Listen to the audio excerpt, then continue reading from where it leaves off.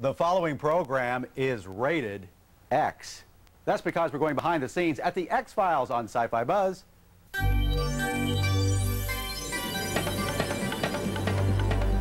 The fall fashion season is here, so we'll buzz to Bob's basement to try on some hallowed headwear from legendary science fiction movies.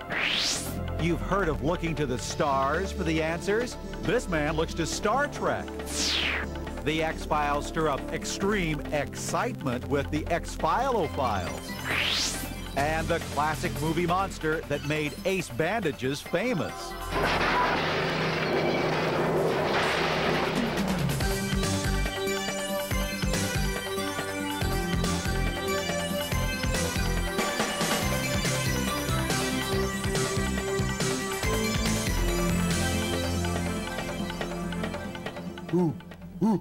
Who would blow dry an owl? Only a sci-fi buzzer, that's for sure. Welcome to the program. This is Sci-Fi Central. I'm Mike Jerick, your host. Right over here, it is grooming day on Sci-Fi Buzz, apparently, and it's also the day to check the computer here.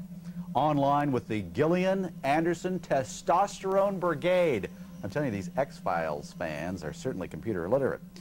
I am checking out some comments here from the fans of X-Files. You know, one thing that really kind of makes me crazy is the fact that they get more postings at the X-Files than we do at Sci-Fi Buzz. Of course, on the other hand, that is the one show that is weirder and creepier than we are. Mr. Mulder, why are those like yourself who believe in the existence of extraterrestrial life on this Earth not dissuaded by all the evidence to the contrary? Because all the evidence to the contrary is not entirely dissuasive. Precisely. After a bumpy beginning, the X-Files, Fox's primetime foray into extraterrestrial territory, has miraculously made it to a second season. And the evidence is clear that the show is growing in popularity. There's already an X-Files fan club in full force, and there's a cult group of X-Filophiles bombarding computer bulletin board services. Thousands of fans rapidly review the details of every episode, and many relate their own paranormal experiences to anyone willing to lend an eye. It's a show that's based in, our reality of today, but it's bringing in elements of the extraordinary and the fantastic. So I think that's the very important thing to do in the show, is that we're always based in reality. You have to keep constantly coming back to the fact that this is real and it could happen, and that's what makes it scary. For those of you who haven't yet tuned in to the X-Files, the title of the show refers to a group of unsolved FBI cases concerning unexplained phenomena. Two special agents with very different views on the subject are assigned to investigate a wealth of weird occurrences. Well, we've had lots of different cases that we've uncovered. We've had a couple that have had to do with UFOs that have been different types of abductions that have taken place. We've had an episode about a shapeshifter, a man who can dislocate his shoulder and squeeze into small spaces. We've had an episode on psychokinesis, and so there's many different areas that we've dived into, and apparently there's lots more to come. Obviously, this isn't the first time TV has ventured into the creepy world of the unknown.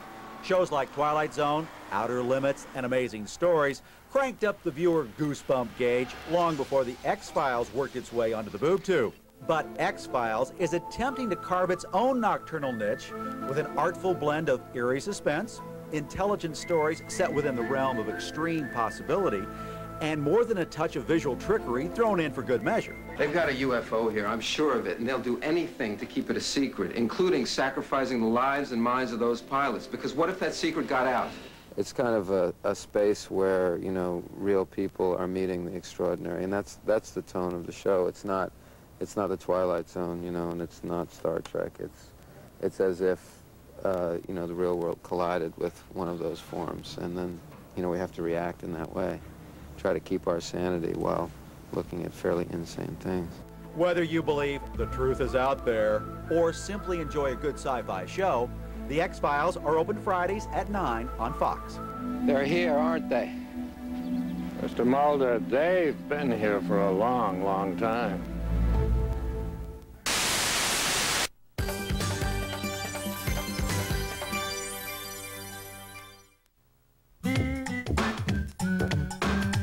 And Now, once again, it's time to go to Bob's Basement to visit one of the world's biggest collectors of science fiction memorabilia and the guy who really knows his way around a dumpster, Bob.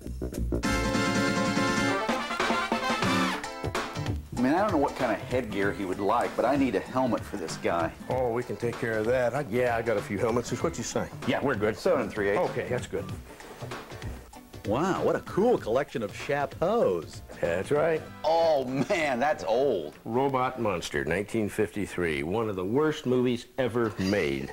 Well, you can tell by the helmet. I mean, this is paper mache. The best stuff, paper mache? The best junk they could buy at the time, yeah. So this guy was wired for cable. Well, not really, he has an antenna, doesn't he? Yeah, I think so. He was a gorilla guy in a gorilla suit with a never mind. We don't want to go into that. Boy. Anyway, this one is really good. This is from Andromeda Strain, which is a really good film. That was good, but this looks kind of, well, just like a light bulb or something. Well, it sort of looks like it. They had a big hose attached to it in the film, and they were like in a big suit thing. You know, it was a thing to keep them pure. Nothing could get to them or anything like that. Now, speaking of hoses, this is like a garden hose.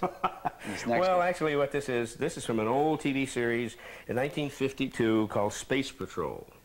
It was Commander Corey and Cadet Happy and everybody, and these were their helmets and spacesuits. The helmets are actually made out of tin. What's taking some dings to the top of it, though? Meteors. Oh, is that what it is? Meteors? Meteors, lots of meteors, yes. Sure, Bob. Now this, Outland, Sean Connery. Oh, yeah. This was really quite a great film.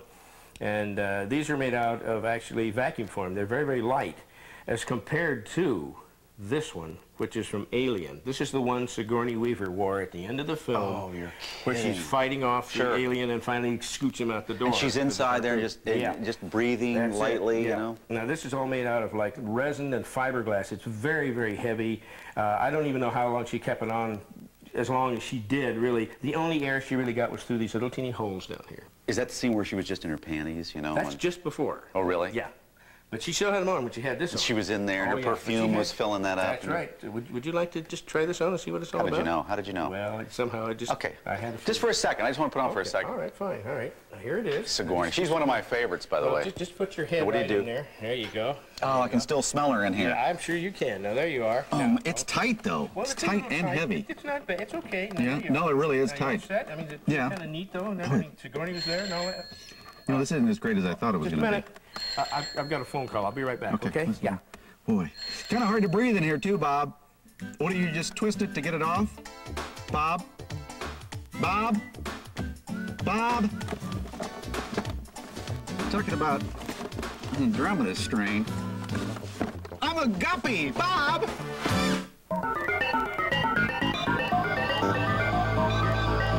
This is Mike Glimley of Young America, Minnesota, and I would like to recommend the Codefire trilogy by C.S. Friedman, which includes the volumes Black Sun Rising and When True Night Falls. The storyline is excellent, and the character development in particular is quite interesting. They are the best sci-fi books I have read in some years.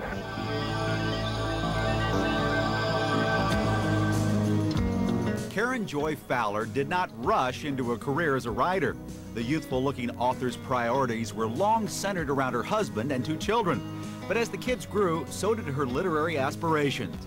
And now, she's considered one of the premier writers of science fiction short stories. Well, your prose is an absolute revelation. Artificial Things, a compilation of short stories, was Fowler's first published book. Ironically, Bantam Books had initially asked her to write a long-form novel. There was just one problem. I didn't have any ideas that I thought I could carry on for over 300 pages. And that was a problem. Even after I committed to the novel, I kept sitting down to write a novel and then discovering that 14 pages later I had said everything I had to say on that particular topic. Fowler convinced Bantam to release a book of short stories instead of a novel. At her first science fiction conference, she found out that she was famous. Rather, make that infamous. I had more name recognition than I expected to. I'd only published a couple of stories, and people asked to be introduced to me and seemed to know who I was. I was quite surprised. I was pleased. I was flattered. But I made the mistake, which I've now learned not to do, of sort of probing to see which of my works they had liked and where my reputation came from. And it always turned out that they had read absolutely nothing that I had written, that somehow the word had gotten out that Bantam had asked me to write a novel and that I had said no. Hey, most of us grab fame any way we can get it. Eventually, Fowler did write that novel for Bantam, only to be told it wasn't for them. Sarah Canary is based on a true story she came across while doing historical research. The book was eventually published and even made the bestseller list for a few weeks in Chicago. But reaction to the novel was mixed. I do think that there are more problems with the novels than there are in my short stories. It's messier, and I'm less in control. But I sort of enjoy that aspect of it. I hope readers will also enjoy that aspect of it. We wonder, now that she's a little older, a little wiser, would Fowler still turn down Bantam's offer to write a long-form novel? Yes. That was the smartest thing I ever did. I got such instant fame from it. It would have taken me years to write a novel, and people would have read it and liked it or not liked it, or liked parts of it and not liked parts of it, and I would have been just another novelist. As now I'm the anti-novelist. The rags to riches story of the Mummy and the man who learned everything he needs to know from Star Trek. Boy, you really get wrapped up in your work, don't you? Hey, did you see our story on Lon Chaney Sr.? Did you know that his son, Lon Chaney Jr., was also a very famous monster movie star? In fact, he starred in 3 of the classic Mummy movies we're about to show you. Oh, he's armed.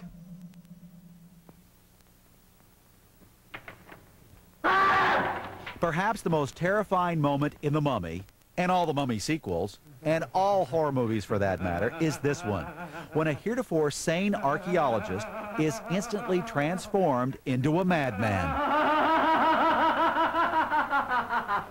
It's a logical reaction for someone who has just witnessed the rebirth of a 3,000-year-old corpse, but that makes it no less chilling.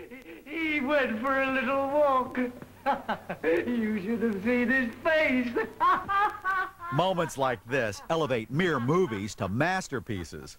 They made 1932's The Mummy the 4th ghoul in Universal's horror crown after Dracula, Frankenstein, and the Wolfman.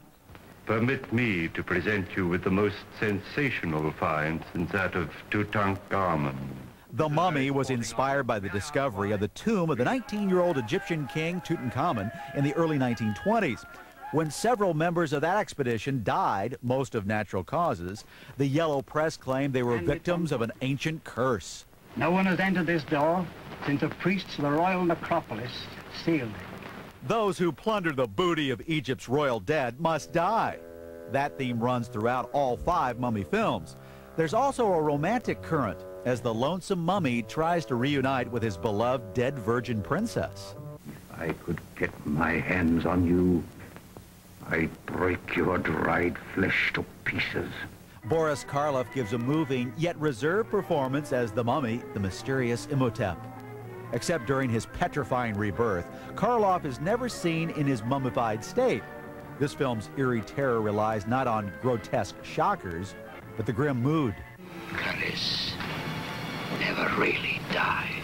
The Mummy sequels of the 1940s take a more by-the-numbers approach to the above scenario. In The Mummy's Hand, Tom Tyler stars as the lovesick and vengeful mummy. Now called Charis and silenced by having had his tongue ripped out by the pharaoh, the mummy is revived by the forbidden tana leaves. Let me go! Horror films became more action-oriented in the 40s, featuring non-communicative zombie-like monsters. Charis was cut from this cloth.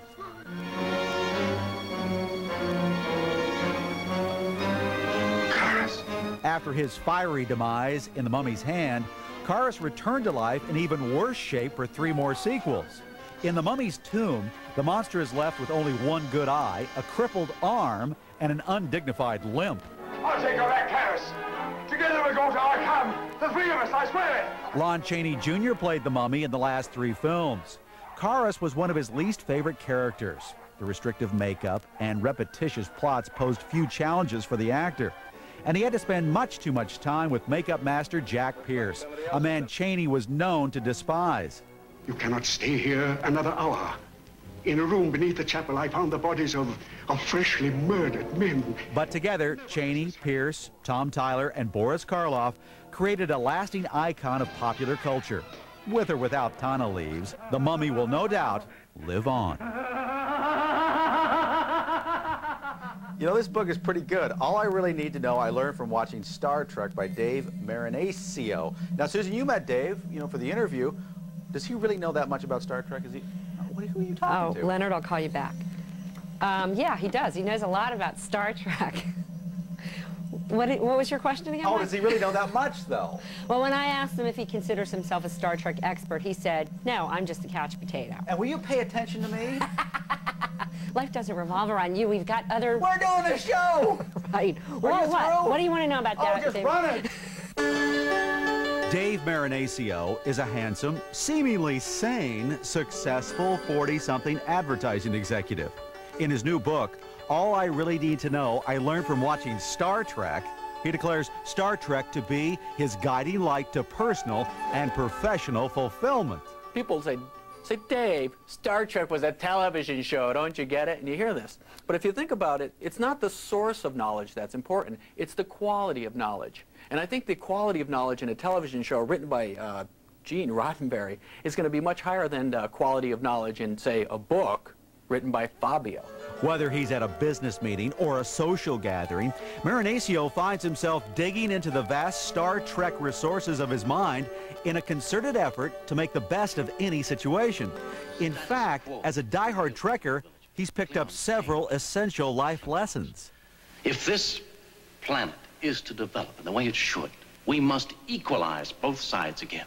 I think that the major thing in Star Trek is the Prime Directive. It's the basis of the whole series. And the Prime Directive is a wonderful way not only to treat a planet when you come in your spaceship to that planet, you know, you're going to respect the rights of that society and you're going to respect the people on that society or beings on that society to have a system and let them have their own system, not to interfere.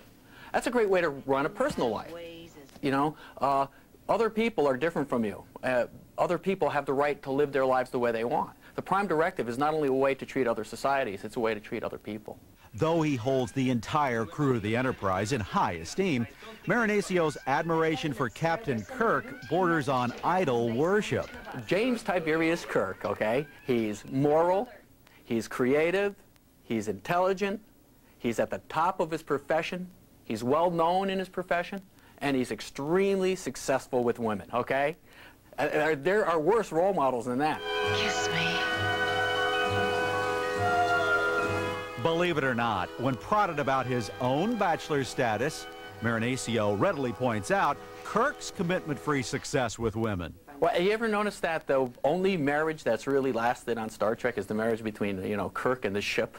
I mean, O'Brien got married to Keiko and he immediately exiled him to Deep Space Nine.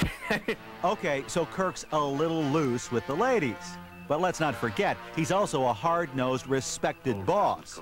Marinaccio firmly believes earthly enterprises could learn a thing or two from the captain's executive instincts. Direct computer feed to Mr. Spock. Hi, sir. Kirk is the best manager I've ever seen. He never uses fear or intimidation as a management tool, and that gets him a loyalty. I think people trust him and respect him. He has a foundation of trust in the place he lives. He leads through example. He's the first on a transporter pad. He's the first one down. He shows the people who work for him that their safety is his primary concern. Marinaccio is thrilled with the positive feedback he's been getting from fans who've read his book. But his impossible dream is to receive a response from the late great bird of the galaxy himself, Gene Roddenberry. The only reason I'm here, the only reason they're all there, is because of Gene Roddenberry, because of Gene Roddenberry's vision. He's obviously a man far ahead of his time, and as well as being just a brilliant television producer. That's who I would like to talk to, Gene Roddenberry, maybe, you know, maybe I'll get the chance 50 years from now.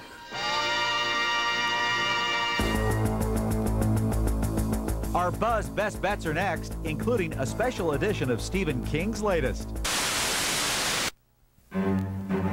On this week's Buzz Best Bets, horror's master of disaster strikes again, and fantastic art abounds in two exciting new genre-related books.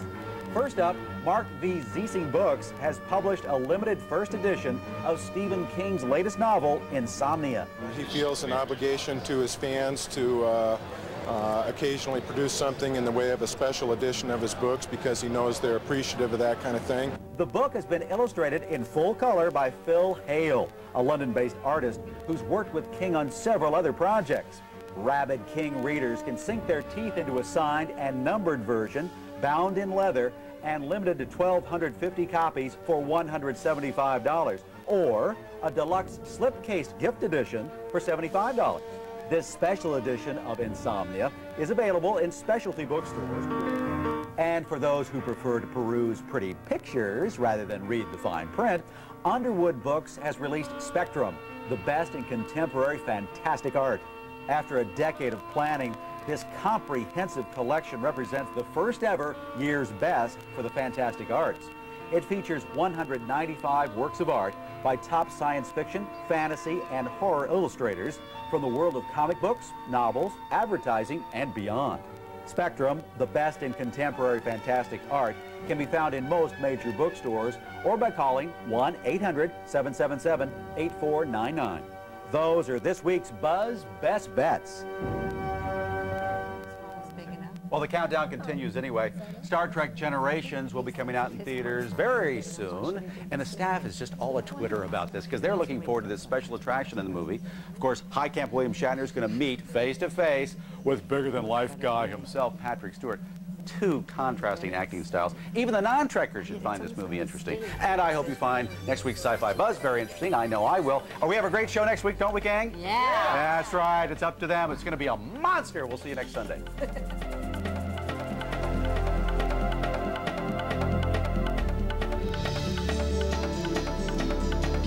Buzz back to our visits with special effects master Richard Edlund and Lost in Space star Marta Kristen on the Best of the Buzz, next on the Sci-Fi Channel.